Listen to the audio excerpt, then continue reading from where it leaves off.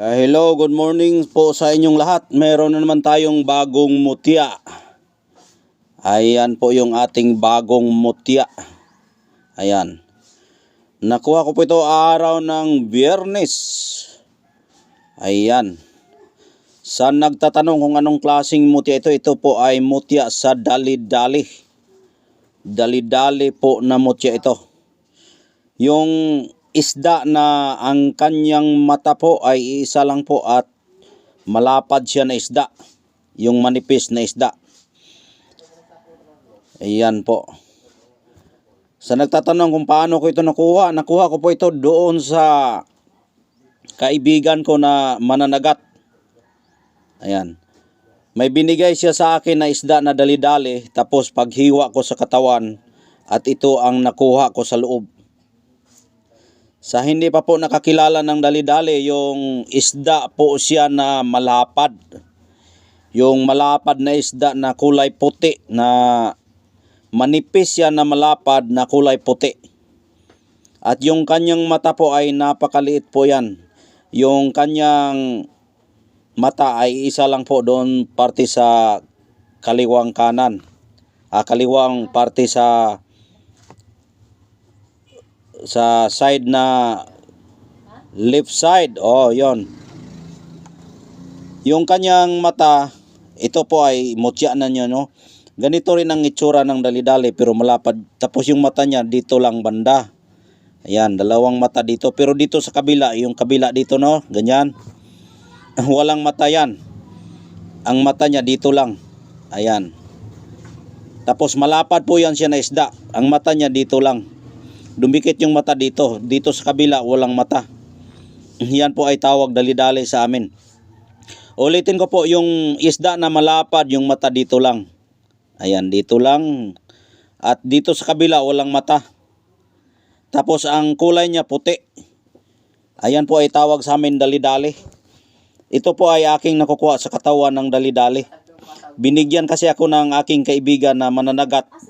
Ay binigay sa akin yung isda na dali-dali. Pagbigay niya sa akin, paghiwa ko sa loob, mayroon po akong nakukuhang bato doon sa loob ng katawan ng dali-dali. Kaya napakaswerte natin, binibigyan naman tayo ng inang kalikasan na bato na galing sa katawan ng isda na dali-dali. Ayan po. Ayan po yung itsura sa kanyang mutya. Ayan. Manipis din at para siyang marami siyang aro. Marami siyang hugis. At napakalakas po yung aura niya. Araw po ng Biyernes po binigay niya sa akin yung isda. Paghiwa ko sa isda, mayroon akong nakukuhang bato. Ayan. Ayan po. Ito po ay nasa katawan po ito ng isda na dali-dali. Ulitin ko po, yung isda na dali-dali, manipis, malapad. At yung mata niya dito lang. Dito lang ang mata niya. Dito. Ito. Yung mata niya dito. Dito lang ang mata niya, dyan at saka dyan. Dito at dito. Ulitin ko po, dito ang mata niya at dito. Tapos dito sa kabila, yung ganyan parte dyan sa kabuhuan, wala pong mata yan. Walang mata. Dito lang ang may mata. Dito at saka dito. Ayan. Malapad yung isda na binigay niya sa akin.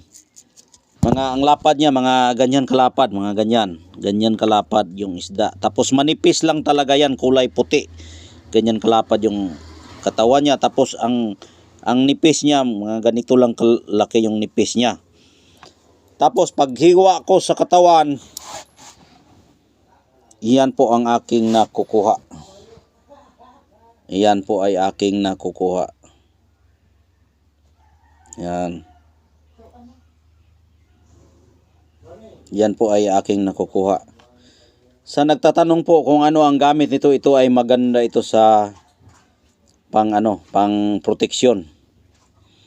Meron itong birtod na tagulilong, taguliwas, at hindi ka makikita ng iyong kalaban kapag mayroong gustong tumangka sa iyong buhay.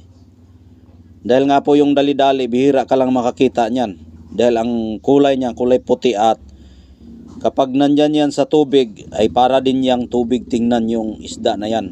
Kumbaga para din siyang para din po yang siyang jellyfish na katawan. Parang pagdating sa tubigan, hindi mo makikita yung katawan. Ito ay napukot kasi yan niya yung dali-dali. Kaya pagkuha niya, binigay niya sa akin dahil hindi yan mabinta sa merkado. Binigay niya sa akin. Masarap din yan kainin yung dali-dali. Yun, kinuha ko dahil binigay niya sa akin. Paghiwa ko sa katawan, merong bato sa loob. Ayan po yung bato niya. Kaya ang gamit po sa nagtatanong, yung dali-dali ay protection yan. Protection sa tagulilong, taguliwas, panipas. Pero may haro din yung kabal, yung dali-dali. Dahil nga yung bato niya ay nasa katawan, kapag dala mo yan, magiging bato rin katawan mo. Kaya may halo din yung kabal. At sa swerte naman, yung swerte kasi niya ay bilang isang isda na hindi aayawan ng mga tao, ay malakas din po yan sa negosyo. Yung sa isda, kasi kapag may isda kasi, hindi umaayaw yung tao kapag may pira lang. Bibili talaga ng isda yan. At ang kagandahan po nito, yung kanyang hugis ay napakaganda, parang ipo-ipo. Yan. Para siyang ipo-ipo na mutya. Pero ang diferensya lang niya, malapad. Dahil nga po yung may-ari nito ay malapad na isda na dali-dali ang tawag. Kaya malapad yung kanyang mutya. Ayan po ang ibig sabihin sa ating mutya na nakukuha. Dali-dali. Dali-dali kasi ay double yung pangalan. Doble yung pangalan. Ibig sabihin, meron siyang kasama palagi. May gabay palagi yung dali-dali.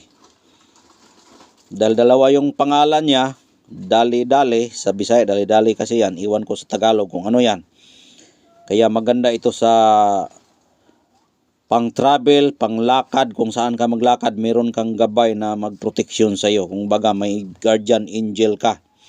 Pero guardian angel sa pamagitan ng mutya o bato sa pangalan ng isda na dali-dali. Ayan po ang spiritual natin sa pagbasa ng mutya sa dali-dali. Ayan. Ang nakakilala sa dali-dali, yung mga Bisaya lang po nakikilala yan. Iwan ko kung ano sa Tagalog yung dali-dali. Ayan. At ang kagandahan nito, yung kanyang bato ay napakaganda. Makintab, manipis at maraming mga hugis. At malakas yung aura niya. Oh, hindi mo makikita ang kanyang katawan. Oh, malakas. Pag videohan natin, mag-blurred siya. Ayan, oh, nagpapakita na. Ayan po yung hitsura. Ang kulay niya ay kulay gray. Green, may pagkaputi, may pagkadilaw. Yan, may pagka blue na may pagka green. Yan, maraming kulay. Ayan po ang mutya niya. Ayan. Sa nakakaintindi po kung anong dali-dali, ito na po. Ang gamit po nito ay maaari itong pangkalahatang proteksyon at pangkalahatang swerte. Yung dali-dali. Kaya hanggang dito na lang at maraming salamat po sa inyong panunood at huwag makalimot na mag-subscribe, mag-like at mag-share na rin po para makatulong din po tayo sa nangangailangan ng mutya. Kaya maraming salamat. God bless po sa inyong lahat.